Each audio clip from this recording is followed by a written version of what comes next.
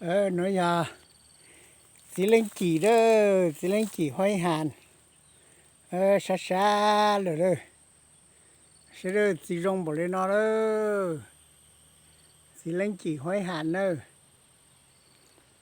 cô giờ sống tại thọ, cô giờ cha mẹ tôi sai chỉ tôi bên nó chỉ đó, cho chỉ nó mà nó chỉ tàn lên đó, chỉ rong cái chè, yêu nó lên đó, nên từ sáng nó chỉ tôi hoài hàn nữa, chính đâu thấp rồi lên. Chỉ tên từ tin có án lên đâu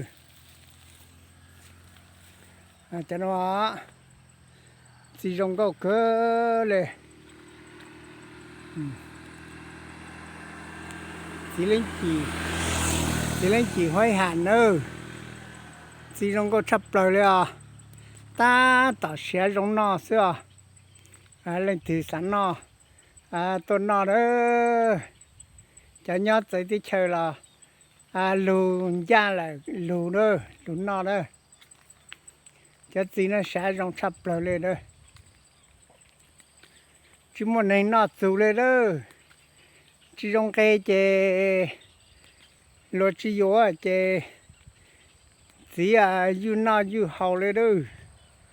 lên từ sáng nó tuần nó in từ lên đó tin cầu cái chế luôn số cái chế nhà nó này tin cầu cái chế lên lên từ sáng nó tuần nó đó giờ lên từ tao bù lại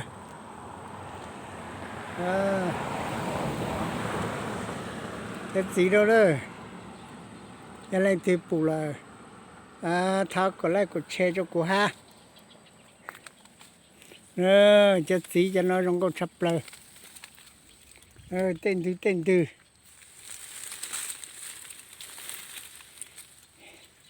in từ nó chè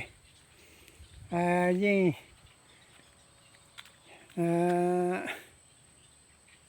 xả rong cờ lên đó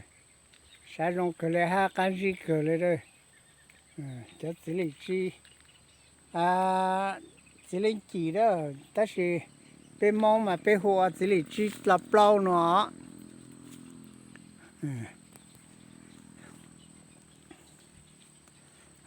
cũng cho nên tôi sai lên nó sẽ